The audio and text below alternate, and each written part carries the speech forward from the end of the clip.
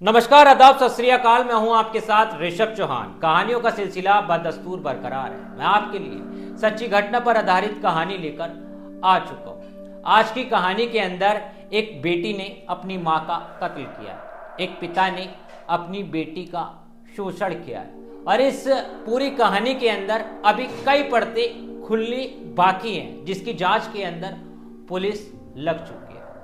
इस कहानी को सुनने के बाद आपको पता चलेगा कि इस कलयुगी दौर में अब रिश्तों के आखिर क्या मायने रह गए। इस कहानी को शुरू करते हैं, लेकिन उससे पहले मैं हमेशा की तरह कहानी के किरदार और जगह के बारे में आपको बता देता हूँ। दरअसल ये पूरा मामला असम के गुवाहाटी का है, हंगराबाड़ी इलाके का ये पूरी घटना है।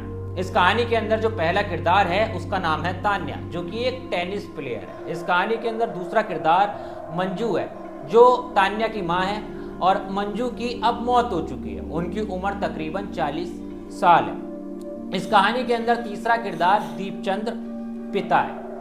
अब ये पूरा परिवार हंगराबाड़ी इलाके के अंदर खुशी खुशी रहा करता था। छोटा परिवार था, सुखी परिवार था। बेटी टेनिस खिलाड़ी थी, पिता टेनिस कोच था। अब बेटी को बचपन से ही टेनिस के अंदर रुचि थी, क्योंकि उसने अपने पिता को भी टेनिस खेलते हुए देखा था। अब इसी रुचि के कारण वो बड़ी होकर काफ़ी अच्छी खिलाड़ी बनी। उसने अपने शहर, अपने राज्य के अंदर टेनिस के दम पर काफ़ी नाम कमाया और कई प्रतियोगिताएं जीती। इन प्रतियोगिताओं के अंदर उसने ट्रॉफी जीती, मेडल्स जीते और उसे काफ़ी ज़्यादा मान सम्मान भी मिलना शुरू हो गया। अब एक दिन इस परिवार के अंदर यानी 28 सितंबर को 7:30 बजे पिता दीपचंद घर से बाहर निकलते, क्योंकि उन्हें कोचिंग जाना था, यानी टेनिस की कोचिंग जो वो देते हैं उस काम के लिए जाना था। अब दीपचंद जैसे ही जाते हैं, उसके थोड़ी देर के बाद इस घर से, जहां पर ये तीनों लोग रहा करते थे, सिर्फ माँ और बेटी अकेली रह जाती है। और थोड़ी देर बाद घर के अंदर से चीख पुकार की आवाज़ आने लगती है, गिड़गिड़ाने की आवाज़ें आने लगती हैं। काफ़ी विचित्र आवाज़ें थी, जिन्हें सुनकर आसपास के पड़ोसी तुरंत इकट्ठा होते हैं। इकट्ठा होके वो तुरंत उस घर पे पहुंचते हैं जहां से आवाज़ें आ रही होती हैं। वो घर का गेट खोलने की कोशिश भी करते हैं, लेकिन गेट नहीं खुलता है। अंदर से सिर्फ ऐसी आवाज़ें आ रही होती हैं कि जैसे कोई महिला अपने आप को बचाने की भीख मांग रही हो, रहम की भीख मांग रही हो, इस तरह की आवाज़ें थी। गेट ना खुलने के कारण आसपास के लोग जो थे वो काफ़ी ज़्यादा तादाद में इकट्ठा हो गए और गेट खोलने की कोशिश करने लगे। लेकिन अचानक से उनके खोलने पे गेट नहीं खुला, अंदर से ही गेट खुलता है। और जैसे ही गेट खुलता है, तान्या घर से बाहर निकलती है और वो उस वक्त खून से लथपथ होती है, यानी उसके शरीर पर खून लग रहा होता है। उसके हाथ के अंदर वो ट्रॉफी होती है जो उसने जीती होती है, जो उसे मान सम्मान मिला होता है।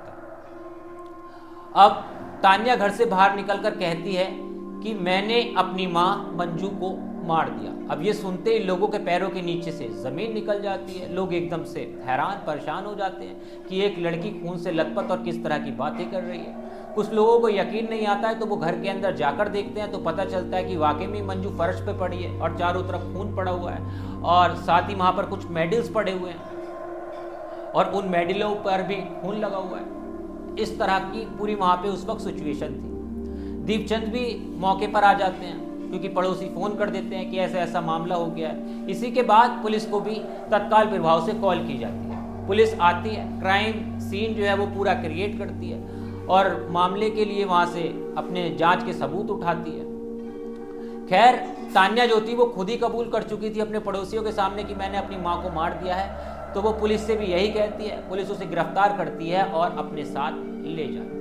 ले जाने के बाद तान्या से पुलिस अपने ढंग से पूछताछ करती है। उसके बाद तान्या पुलिस को बताती है कि मैंने ही अपनी माँ को मारा है और इसलिए मारा है क्योंकि मेरा पिता मेरे साथ बचपन से ही यौन शोषण किया करता था, मेरे साथ गंदी हरकतें किया करता था, जिससे मैं काफ़ी ज़्यादा परेशान हो गई थी। और इसकी शिकायत मैंने अपनी माँ को कई बार की थी, लेकिन मेरी माँ ने कभी भी मेरी मदद नहीं की, बल्कि वो एक अंधों की तरह इस पूरे मामले पर आंखें मूंद पड़ी रही। उसने आज तक कभी मेरे लिए आवाज़ नहीं उठाई और मैं बचपन से ये अब तक सहन करती हुई आई हूँ और इसी चीज़ का मेरे दिमाग के अंदर काफ़ी ज़्यादा गुस्सा था। अब शनिवार की शाम 7:30 बजे के करीब मैंने तकरीबन ये छोटे कपड़े पहने हुए थे। अब मुझे कहीं बाहर जाना था, लेकिन मेरी माँ ने इसका विरोध किया कि तुम छोटे कपड़े मत पहनो। अब इसी को लेकर मेरी और मेरी माँ के बीच में काफ़ी तनातनी हो गई और बात इतनी ज़्यादा बढ़ गई कि मैंने गुस्से में आकर अपनी ट्रॉफी से अपनी माँ के सर पे कई वार किए।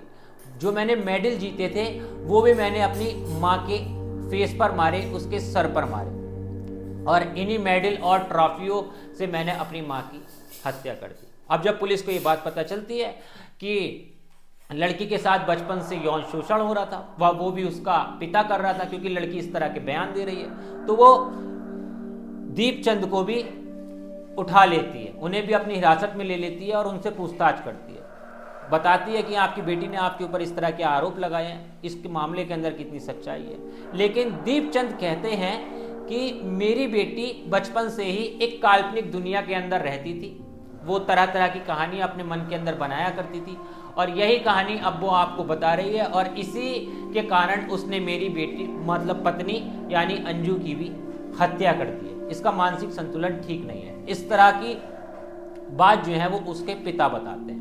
अब पुलिस भी उसे हॉस्पिटल लेके जाती है, क्योंकि वाकई में ही अभी तक पुलिस के मुताबिक जो पता चला है, तान्या की जो मानसिक स्थिति है वो ठीक नहीं है। लेकिन अब इस पूरे मामले में जांच हो रही है, पुलिस कई एंगलों से जांच कर रही है और कई पर्दे खुलना अब बाकी है, क्योंकि कई सवाल उठ रहे हैं इस पूरे केस के अंदर। कई चीजें हैं जिन पर शक की सुई घूम रही है। पहली तो यही कि अगर तान्या का मानसिक संतुलन खराब था तो फिर क्यों उसके पिता ने अभी तक उसका इलाज नहीं कराया, और तान्या का अगर मानसिक संतुलन खराब था, वो काल्पनिक कहानियां बनाती थी, तो फिर वो टेनिस किस तरह से खेल लेती थी, उसका काफी अच्छे स्तर पर नाम कैसे हो रहा था। और अगर ये बात सच थी जो तान्या ने आरोप लगाए हैं, तो फिर माँ ने अभी तक क्यों चुप्पी साध रखी थी? क्या पिता ने माँ को कोई धमकी दे रखी थी? इस केस के अंदर अब कई एंगल निकल कर आ रहे हैं, लेकिन एक बेटी ने अपने पिता के ऊपर गंभीर आरोप लगाए हैं और अपनी माँ का भी कत्ल कर दिया। ये समाज के लिए काफी ज्यादा हैरान और परेशान करने वाला मामला, इसीलिए मैं इस पूरे मामले को आपके सामने लेकर आया था, क्योंकि इस मामले में अब न जाने कितनी पर्दे खुलेंगी, जांच होगी, सच्चाई सामने आएगी। क्या सच में पिता पर जो आरोप लगे हैं वो सही है, या फिर बेटी सिर्फ झूठ बोल रही है अपने आप को बचाने के लिए, अपने आप को इमोशनल दिखाने के लिए, जो भी आप कह सकते हैं। खैर, अपनी राय कमेंट में ज़रूर बताना, और आप इस पूरे केस पर क्या सोचते हैं ये भी ज़रूर बताना। और आने वाले समय में इस केस के अंदर जितनी भी पर्दे खुलेंगी, जो भी इसकी कहानी का एंड होगा, जो भी राज इस कहानी के अंदर खुल कर आएगा, क्योंकि अब तमाम कई राज खुलने हैं, वो भी मैं आपके सामने ज़रूर लेके आऊँगा, और असल में क्या सच्चाई है ये पूरा मामला भी बताऊँगा। और आप मेरी वीडियो कहाँ से देख रहे हैं, किस जगह से भी देख रहे हैं, उस एरिया उस शहर का नाम ज़रूर बता के जाना, ताकि मैं ये समझ सकूँ कि आखिर हमारी वीडियो के अंदर यानी मेरे साथ अब कहाँ कहाँ के लोग जुड़ रहे हैं। मिलता हूँ आपसे किसी और वीडियो में। जय हिंद।